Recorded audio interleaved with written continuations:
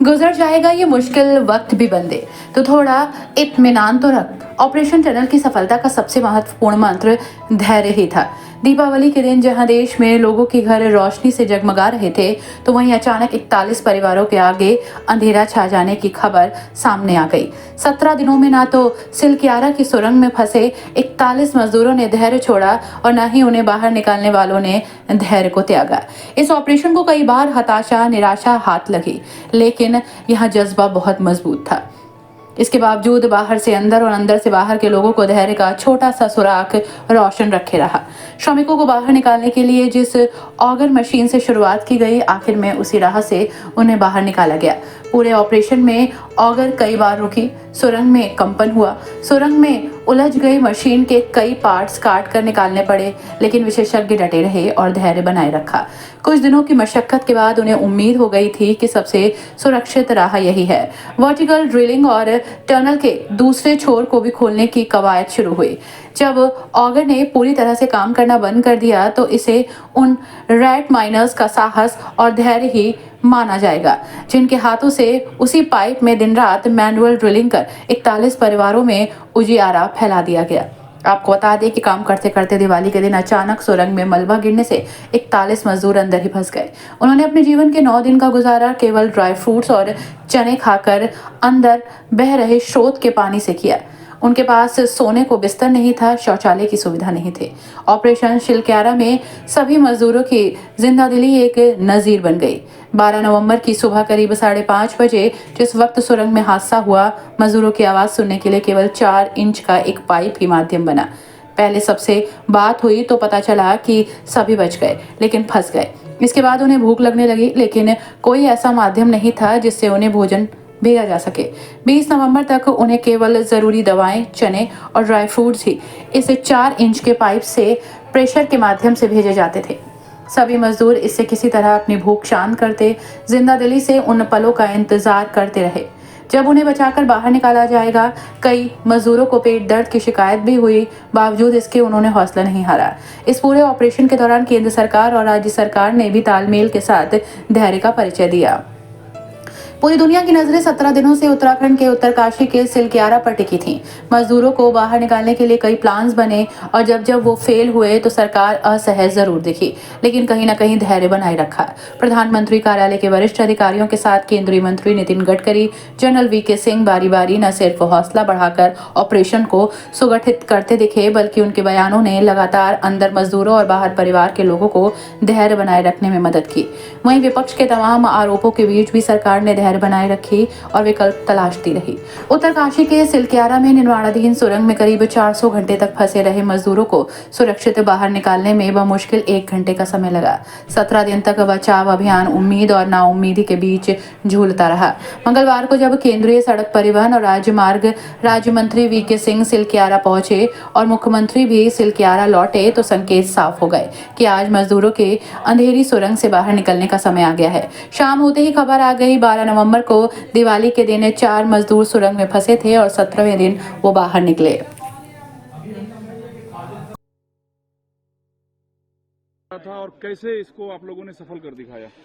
ये rescue operation आपने भी लगातार कई दिनों तक यहाँ पर रहकर देखा कि ये बहुत चुनौतीपूर्ण था और बहुत कठिन था, और कई बार ऐसा लगता था कि हम बहुत जल्दी जो है अपनी मंजिल तक पहुंच जाएंगे, मजदूर भाइयों को सबको बाहर निकाल लेंगे, लेकिन बीच बीच में कुछ इस प्रकार की परेशानी उसके अंदर आ जाती थी, समस्या खड़ी हो जाती थी।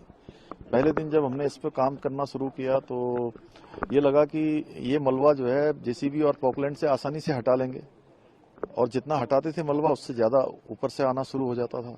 फिर हम पाइप लेकर आए, पाइप हरिद्वार से देहरादून से पाइप इकट्ठे करे, पाइप डालने का काम हुआ, तो पाइप भी तेजी से आगे नहीं जा पाया कुछ जाने के बाद। फिर उसके बाद अमेरिकी जो मशीन है, ऑगर मशीन लाई गई, उसको एयर लिफ्ट करवाया गया इंदौर से, हैदराबाद से, उड़ीसा से, कई जगह से जो है उसके मशीनरी लाई गई, लेकिन वो भी जो है एक दूरी तय करने के बाद फिर अटक गई।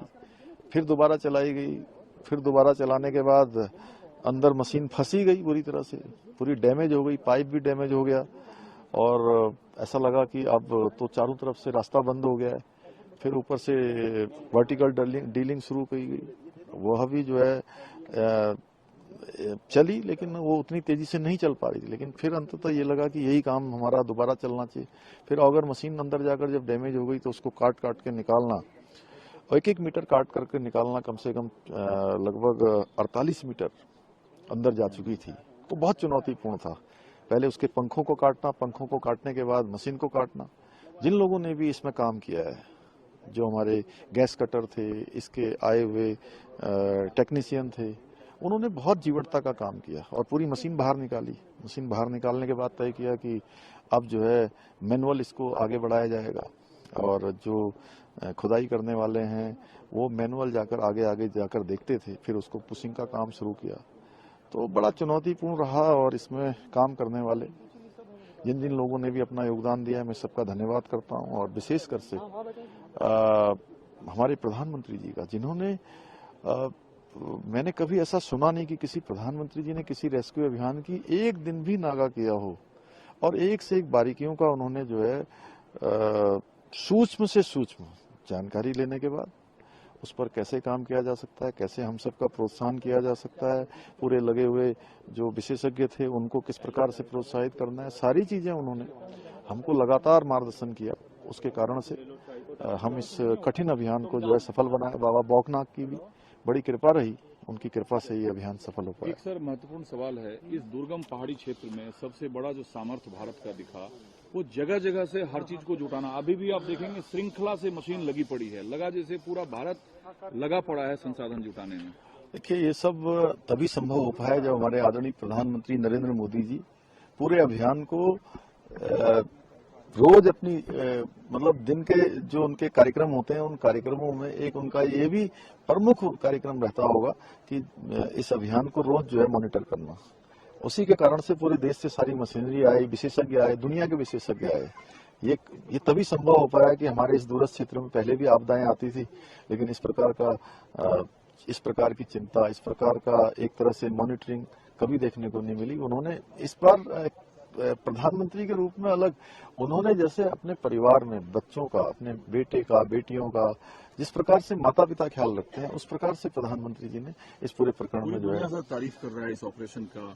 इस टनल का आगे भविष्य आप कैसे देखते हैं? और बतौर मुख्यमंत्री आपने कई विजिट किया, और कल तो कई घंटे आपने कैंप किया हुआ था वहाँ, जैसे अब रेस्क्यू बिना कराए आप जाएंगे नहीं। कल मैं दिन में प्रातः काल में वहीं था 10 बजे तक, और 10 बजे जाने के बाद फिर से मैं 1 बजे वापस आ गया था, और 1 बजे से लेकर थोड़ी देर के बाद लगभग 1:30 बजे मैं चला गया था, और लगभग 9, साढ़े 9 बजे जब अभियान पूरा हो गया उसके बाद ही बाहर निकला। तो मुझे लगता है कि चूंकि हमने पहले ही कहा है कि इन सब का हम जितने भी इस प्रकार के हमारे प्रोजेक्ट चल रहे हैं सबकी समीक्षा करेंगे, और भारत सरकार भी अपने स्तर पर सबका सेफ्टी जो ऑडिट है वो करवाने का निर्णय वहां से हो चुका है। तो चूंकि इकोलॉजी भी चलेगी और इकोनॉमी भी रहे, इकोलॉजी और इकोनॉमी दोनों बने रहे, उसी के आधार पर हम लोग आगे बढ़ेंगे। सभी श्रमिक स्वस्थ हैं? हाँ, सभी श्रमिक स्वस्थ हैं, और देखिए उनको अंदर भी उनका हौसला, उनका शरीर दोनों भगवान की कृपा से अच्छे रहे, और जो उनके लिए ऑक्सीजन देने से लेकर पानी देना और उनके लिए खाद्य सामग्री भेजना, मुझे समझ में आया जब मैंने ये सोचा था कि पूरा रेस्क्यू अभियान 3 घंटे तक चलेगा, 3 घंटे तक चलेगा, क्योंकि एक को लाने में कम से कम 5 मिनट से 10 मिनट तक लगेंगे। स्ट्रेचर पर आएंगे, एनडीआरएफ वाले, एसडीआरएफ वाले उनको चढ़ाएंगे, लेकिन जैसे ही पाइप अंदर गया और एनडीआरएफ एसडीआरएफ ने काम शुरू करना कर, तो आधे घंटे से भी कम समय में पूरा अभियान हमारा पूरा हो गया। सारे के सारे श्रमिक भाई दौड़ते हुए आए, तो खुशी का ठिकाना नहीं था, क्योंकि हमारे परिवार के लोग, हमारे भाई स्वस्थ आ रहे थे, उनके परिजन, जिस प्रकार से उनके चेहरों में खुशी थी, उनके चेहरे में संतोष था, और वो कह रहे थे कि हमको पहले दिन से विश्वास था कि हमको कुछ नहीं होगा, क्योंकि जिस दिन से आप लोगों ने बात करना शुरू कर दिया था हमारी चिंता दूर हो गई थी, हम निश्चिंत थे। एक सर आखिरी सवाल, आप तो फिर युवा मुख्यमंत्री हैं, युवा सामर्थ्य भी उत्तराखंड का दिखा, जो कि युवा राज्य है उत्तराखंड भी, और अद्भुत सामर्थ्य इस राज्य ने दिखाया। हाँ, निश्चित रूप से देखिए, ये हमारा जो हिमालय है ये हमको प्रेरणा देता है, हिमालय की तरह अडिग रहना है, हिमालय की तरह आगे बढ़ना है।